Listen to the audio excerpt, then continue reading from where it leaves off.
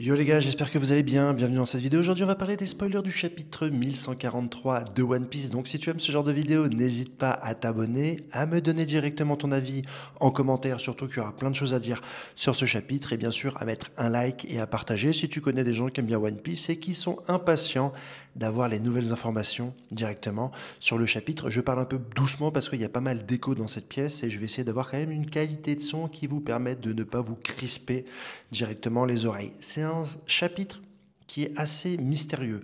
On va être honnête. Tout d'abord, il y a un serpent rouge avec un nom viking qui va attaquer directement l'école des enfants. On ne sait pas d'où vient ce serpent. Est-ce que c'est le pouvoir d'un chevalier divin?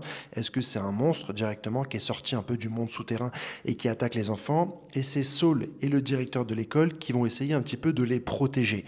Mais les soucis des enfants d'Elbaf ne va pas s'arrêter là.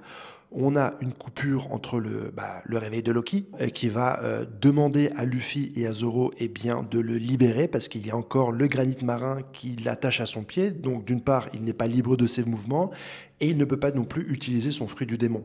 Mais c'est pas grave parce qu'il va directement utiliser Ragnir et il va jeter son marteau contre l'arbre d'Elbaf, ce qui va invoquer directement une foudre qui va tomber sur l'arbre et qui va l'enflammer. Je vous avais déjà parlé de ma théorie comme quoi l'arbre serait en feu d'ici la fin de l'arc Elbaf. Tout s'accélère, l'arbre prend feu directement dans ce chapitre.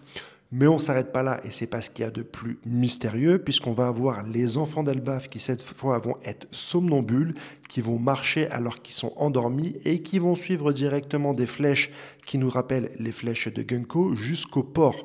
On ne sait pas si c'est le pouvoir d'un chevalier divin ou si c'est autre chose. En plus, on va voir la peur des enfants se matérialiser sous forme de dessins, des dessins qui vont nous rappeler la fresque qu'a vu Franky sous l'arbre d'Adam, c'est-à-dire qu'on va avoir un Nika noir, on va avoir un dragon, on va avoir un géant, on va avoir une baleine. Tous ces petits dessins qu'on a vus vont être directement matérialisés par les enfants. Et rappelez-vous ce qu'avait dit Ripley, c'est une fresque qui est dessinée par des enfants. On a encore un petit peu cette chose. Est-ce que là encore ce sont les fruits des différents chevaliers divins qui permettent une matérialisation des peurs des enfants? Est-ce que ce sont des pouvoirs qui sont innés aux enfants, un pouvoir qui viendrait par exemple des géants antiques, ou est-ce que c'est encore autre chose?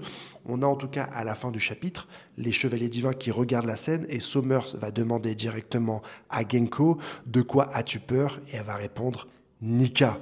On a donc un lien entre les chevaliers divins et Nika. On savait déjà que le Gorosei était au courant de Nika, mais on ne sait pas du tout si les formes qu'on voit sont dues à des pouvoirs, des fruits du démon particuliers, ou si c'est quelque chose de complètement différent. N'hésite pas à me donner directement ton avis en commentaire. Est-ce que pour toi c'est des fruits c'est des pouvoirs de fruits du démon, de chevalier divin ou autre chose? À liker bien sûr cette vidéo si elle te plaît, à t'abonner et à me mettre un petit commentaire. Je vous souhaite une excellente journée et j'ai hâte de vous présenter mon résumé complet jeudi et ma review dimanche. Passez une excellente journée. Allez, à ciao, bye bye.